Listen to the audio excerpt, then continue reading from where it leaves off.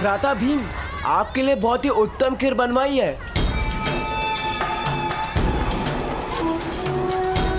केसर, कस्तूरी और जावंत्री से सुगंधित। आपको भूख लगे तो अवश्य बता देना।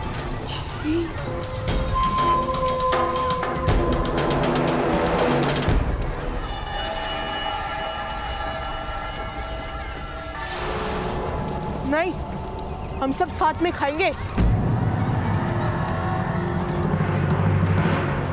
अरे जैसी आपकी इच्छा। वैसे खीर शीतल हो जाने के बाद शायद उतनी स्वादिष्ट न लगे।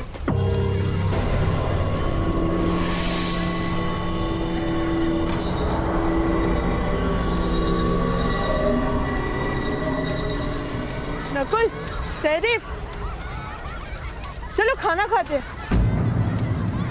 अब इसे कौन खाना खाएगा?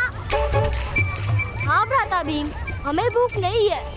एक गूंगा ना लगा के, भूख लग जाएगी। जेश भ्राता, भ्राता भीम हमें भूख लगा रहे हैं।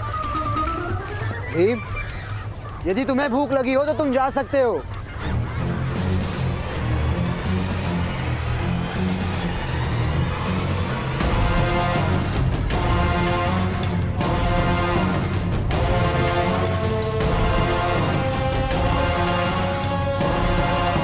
पधारिए भ्राता भीम। वो केसर युक्त खीर आपकी प्रतीक्षा कर रही है।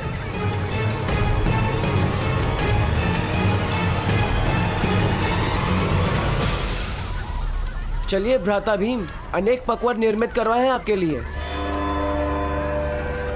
नहीं, मैं अपने भाइयों के साथ ही भोजन करूंगा।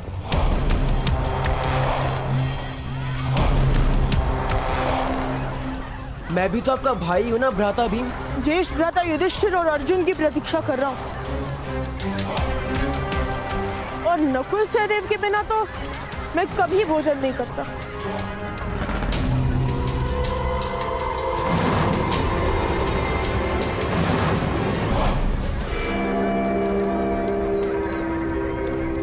अर्थात आपको मुझ पर विश्वास नहीं। भय है कि मैं आपको मल्ल युद्ध या गदा युद्ध में घसीट लूंगा।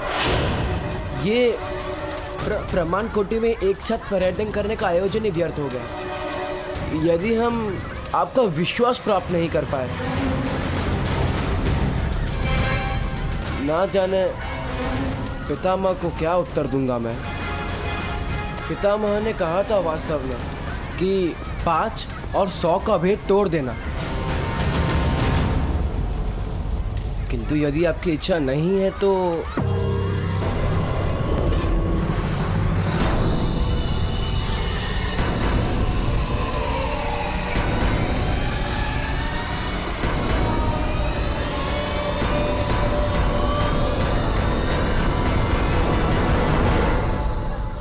ऐसा नहीं है।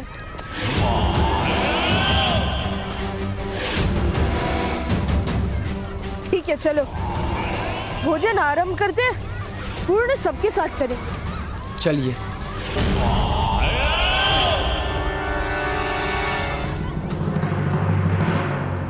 आप मूर्ख हैं राजकुमार, अज्ञानी हैं या कोई खेल खेल रहे हैं? क्या विचार करके आपने धनुष का त्याग किया? शेर पर वार क्यों नहीं किया आपने? यदि आपको कुछ हो जाता तो आपकी माता जीवन भर अश्रु बहाती। नहीं जानते आप? मुझे आपकी धनुर्विद्या पे पूर्ण विश्वास था। क्यों नहीं उठाया आपने धनुष? ये किस प्रकार का प्रश्न है? क्या आप इतना भी नहीं जानते कि ब्राह्मणों और क्षत्रियों को ही केवल शस्त्र उठाने का अधिकार है? मध्य और नीची जाति को शस्त्र उठाने पर दंड प्राप्त होता है। तात्पर्य? वृक्ष की चोटी पर उगा पत्ता सूरज के ताप और वर्षा की मार को पीड़ा कहता है। जड़ों के अंधकार का अनुभव क्या कर पाएगा वो?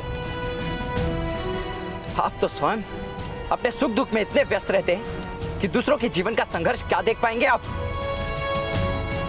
मेरे ताऊ का हाथ काट दिया था क्षत्रियों ने राजकुमार।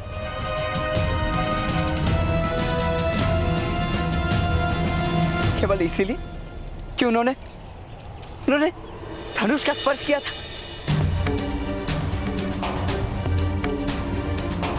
क्या आप मेरा मस्तक कटा देखने की आशा से मुझसे धनुष का स्पर्श करवा रहे थे?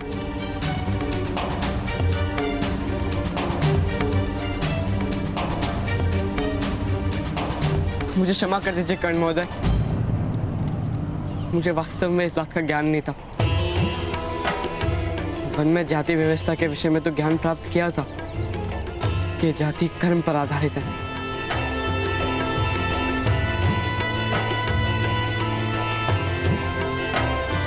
नहीं राजकुमार, हस्तिनापुर में कर्म अब जन्म की जाति पर आधारित होता है। किंतु ये तो अन्याय है। अन्याय ही जीवन का सत्य है राजकुमार।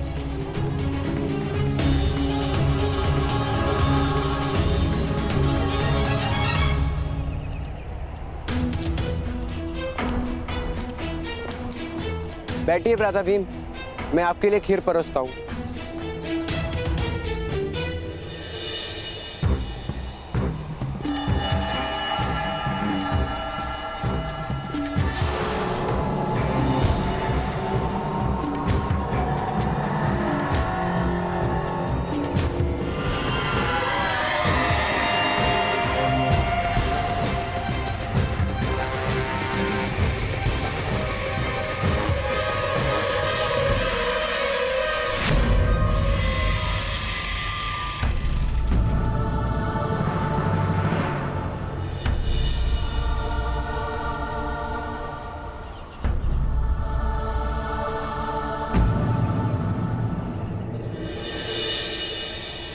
क्या हुआ महारानी? मुझे ऐसा प्रतीत हो रहा है जैसे मेरे पुत्रों के साथ कुछ अनिष्ट हो रहा है।